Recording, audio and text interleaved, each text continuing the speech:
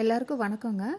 இன்றைக்கி நம்ம பார்க்க போகிறது கோயம்புத்தூரோட மேற்கு தொடர்ச்சி மலை அடிவாரத்தில் இயற்கையோட இணைஞ்சு அருள்பாலிக்கும் ஒரு அற்புத தலம் தாங்க அனுவாவி சுப்பிரமணியர் கோவில். அனுமானுக்கும் முருகனுக்கும் என்ன சம்பந்தம்?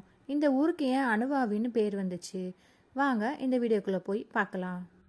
இந்த தலத்தோட வரலாறு ராமாயண காலத்தோட தொடர்புடையதுங்க.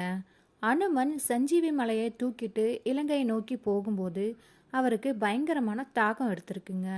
அப்போது தடாகம் மலைப்பகுதியில் இறங்கி முருகப்பெருமானை வேண்டினாராம். உடனே முருகர் தன்னோட வேலை எடுத்து தரையில் ஒரு குத்த அங்கிருந்து கங்கை நீர் பீரிட்டு வந்துச்சாங்க. இன்னொரு அதிசயம் என்னன்னா, இங்கே இருக்கிற நீரூற்று வருடம் முழுவதும் வற்றாமலே ஓடிக்கிட்டே இருக்குங்க. இதோட ஆரம்ப புள்ளி எதுன்னு இன்னைக்கு வரைக்கும் யாராலையுமே கண்டுபிடிக்க முடியல. பல சித்தர்கள் இங்கே தவம் செஞ்சதாகவும் சொல்லப்படுதுங்க. அனுமனோட தாகத்தை தீர்த்த அந்த நீர்நிலை இங்கே இன்னைக்கும் இருக்குங்க. அனுமன் ப்ளஸ் வாவி இதுதாங்க பின்னாடி மருவி அணுவாவின்னு மாறிடுச்சு. முருகப்பெருமான் அனுமனுக்கு உதவி செய்ததால் இந்த மலை அணுகுமரன் மலைங்கிற இன்னொரு பேரும் இருக்குங்க. மலை மேலே அமைஞ்சிருக்கிற இந்த கோவிலுக்கு போக சுமார் 500 முதல் 550 படிகள் ஏறணுங்க. வழியில் வடக்கே நோக்கி அருள்பாலிக்கிற மிகப்பெரிய ஆஞ்சநேயர் சிலை நம்மை கவருங்க. பொதுவாக முருகன் கோவிலில் ஆஞ்சநேயரை பார்க்குறது ரொம்ப அபூர்வங்க.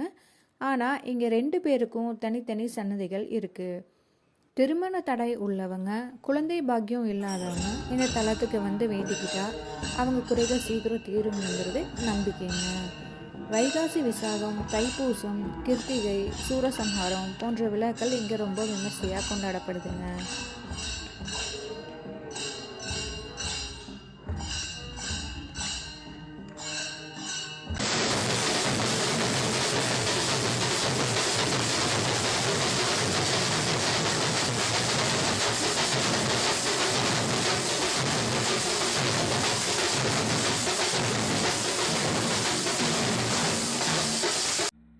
கோயம்புத்தூர் காந்திபுரத்திலிருந்து சுமார் 18 கிலோமீட்டர் தொலைவில் இருக்கிற இந்த தலம் ஒரு ஆன்மீக தலம் மட்டும் இல்லாமல் அருமையான ட்ரெக்கிங் ஸ்பாட்டாகவும் கருதப்படுதுங்க.